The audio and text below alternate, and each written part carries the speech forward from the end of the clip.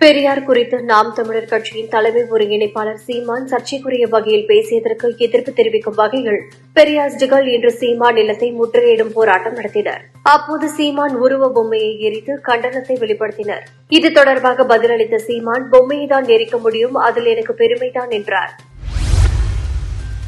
பழைய ஓய்வூதிய திட்டத்தை அமல்படுத்த வேண்டும், காலியிடங்களை நிரப்ப வேண்டும், வாரிசு வேலை வழங்க வேண்டும், ஊதிய ஒப்பந்தத்தை பேசி முடிக்க வேண்டும் என்பன உள்ளிட்ட கோரிக்கைகளை வலியுறுத்தி இன்று தமிழ்நாடு முழுவதும் அரசு போக்குவரத்து ஊழியர்கள் சிறை நிரப்பும் போராட்டத்தை நடத்தினர்.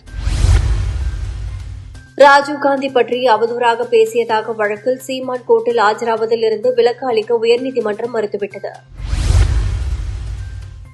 காவல்துறையினர் குற்ற செயல்களில் ஈடுபடுவதை சாதாரணமாக எடுத்துக் கொள்ள முடியாது என சென்னை உயர்நீதிமன்றம் கருத்து தெரிவித்துள்ளது.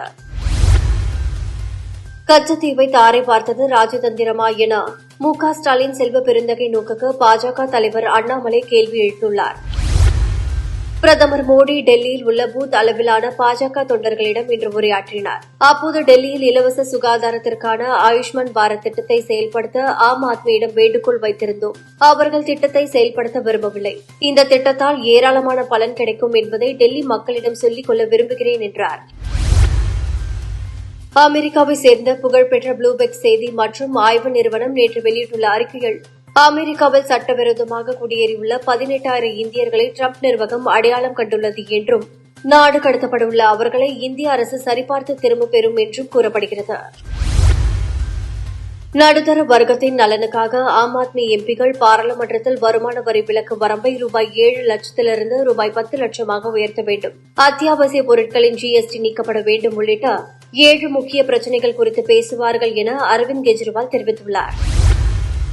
சாம்பியன்ஸ் டிராபி தொடரில் இந்தியா பாகிஸ்தான் சென்று விளையாடாது என ஏற்கனவே அறிவிக்கப்பட்டுள்ளது. ஆனால் ரோஹித் சர்மா தொடக்க விழாவில் பங்கேற்க வாய்ப்புள்ளதாக தெரிவிக்கப்பட்டிருந்தது. தற்போது அவர் பங்கேற்பது சந்தேகம் என செய்திகள் வெளியாகியுள்ளன. ஆஸ்திரேலியா ஓபன் டென்னிஸ் தொடரில் ஆண்களுக்கான ஒற்றையர் பிரிவு அரையிறுதி ஒன்றில் முன்னணி வீரரான ஜோகோவிச் ஸ்வெரேவை எதிர்கொள்கிறார்.